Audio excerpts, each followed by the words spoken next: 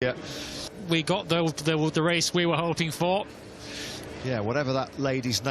Crash at turn 7 this morning in the warm-up. The light rain is still starting to fall. Let's hope on the curbs, so they'll be looking to stay off those when they can. First winners at brand new circuits by Marquez. Of course, he won't be doing that today. And of course, when we returned to... Yeah. Delayed on the lights, the red light underway here. MotoGP action underway in Indonesia. Big wheelie off the line there for Jorge Marc. Forming star from Miguel Oliveira on the number 88 factory KTM. Quartararo, the poleman, gets the whole. Ran wide into turn 1. He's got Jorge Marc in this side. Rins got a brilliant start from the third row of the grid. He's looking for pace. He ran a little bit wide there. Then he coming through turn number 11. Thought he was going to get swallowed up by Fabio Quartararo. Missing 4th place. And the championship leader, Enea Bastianini, he's all the way down in 15th spot. So Miguel Oliveira has a little bit of a look at Jack Miller. Quartararo's hanging on to them. It looked like he might slip backward. Guys, when you think that they've had no proper wet weather experience around this Mandalika in qualifying conditions on soft slick tyres yesterday, amazing lap times, amazing coaches. A little bit surprised that the other Ducatis aren't quite as competitive as we thought in these early stages. Jorge Martin starting to make progress back through the pack now after his poor start. He's back up into 9th.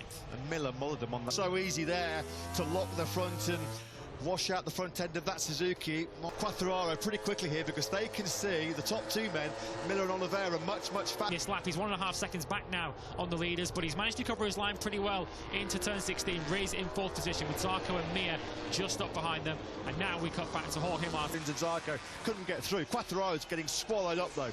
Rins and Zarco picking here for the world champion. Alex Rins now has got his hands full. 2 flying Frenchmen all over his rear. Here's what happens to Fabio Quartararo. I said earlier on in the warm lap, don't touch the curbs. And Fabio Quartararo got on. Early pace by the Australian. Oliveira on that last lap was also a 1:41.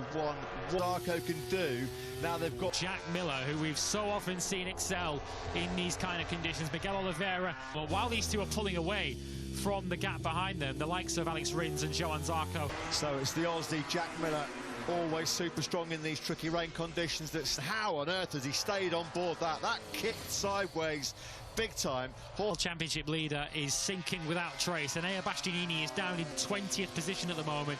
He's having an absolute horror show out there. Likewise Maverick Vinales, who's marooned down in 22nd. Of Jack Miller coming into turn 12.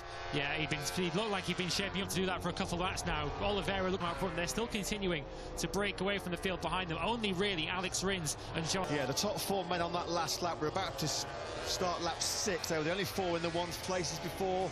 Rain or shine. Oh, that's Bagno. How on earth did he save that? That was even better than the Martin save.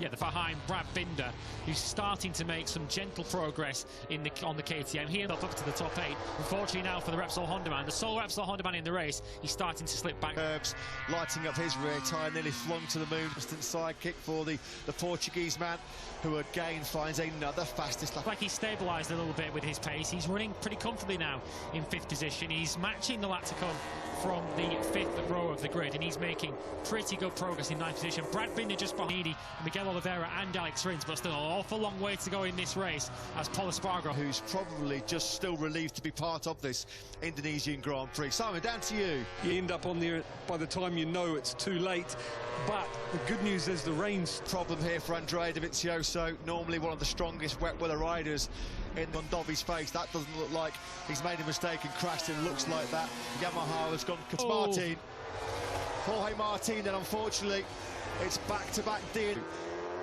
Bolt upright. Right on that wet patch. Just on that wet patch. Franco Morbidelli had a lever, and on that little river that was running across the circuit, nothing he could do. So we've lost Martin from 7th. Well, Miguel Oliveira continues to chip away. Binder start the season with a brilliant 2nd place in Qatar. At the moment, Miguel Oliveira. Astonishing what high grip levels we've got here in the rain. Absolutely. Once again, the next fastest rider on to see what's happened to Paul. He's touched the white line and he's gone way off track. Wow, that was a monument potentially. It's just where they're finding themselves with the spray and the visibility. 22 seconds the gap as Oliveira comes to the final sector. Well, the With You RNF team may have looked. Rins has also got Johan Zarco pretty close behind him. Zarco running wide. And then Enea Bastianini, who was near enough last earlier on in the race, but he's now starting to lap in the low 1. That gap. Zarco's got to be patient here. There's a couple of times as he's got close, but despite that mistake up at turn 11 on that last lap, he did find a 1:39 Mandalika circuit. He was 4 tenths quicker than your race leader Oliveira. Yeah, he's going position, led by Luca Marini. He's got Brad Binder just behind him. Pecco Bagnaia, though, is chasing. The move's coming. Yeah, Zarco's lined that up brilliantly. Into turn 12, it was all about the third. Yeah, Zarco's had a long time between podiums, hasn't he? Not since the first half of last season. It was. Yeah, Oliveira again took another 0.8 of a second out of Miller on that previous lap. 0.7 seconds behind Quartararo. The problem for Jack Miller here. It won't be long before this young South African is battling with the pre-season title favourite Francesco. Between himself and Jack Miller, it started the lap at 1.2 seconds. Bastianini, but he's given himself so much work to do. Lacking confidence, lacking feel. Maybe happened to Rins coming out the final corner because he's just all of a sudden lost contact. Zarco ahead of him. What's going on here with Alex Rins?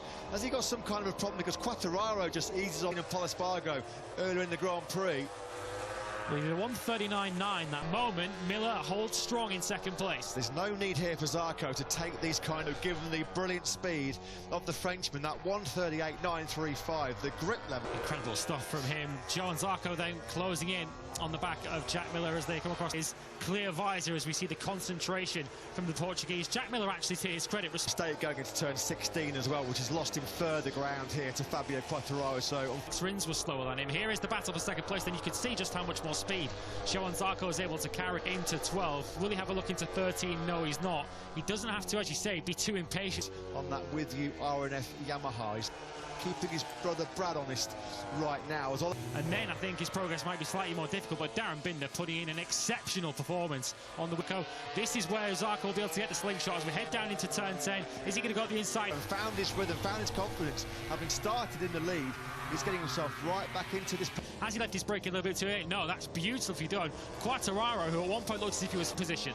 Yeah, he knew there, as long as he had Zarco on his outside in his peripheral vision. Boy, Martin, and he does indeed lose that spot. Oh! And Zarco. It's quicker even than the leader, Miguel Oliveira, although with 5 laps to go so far. He has a little look at the inside of Quartararo, but resistance going on here. He can't resist anymore, though, can he? Quartararo up the inside. Quartararo, his last 5 or 6 laps have been sensational. The world champion's ride weeks ago, and of course, crucially, looking strong in the rain conditions, where perhaps in the place finally. I just had my heart in my mouth there because we didn't see Fabio Quartararo. I was thinking, oh, in that second split, the gap down to left-hander.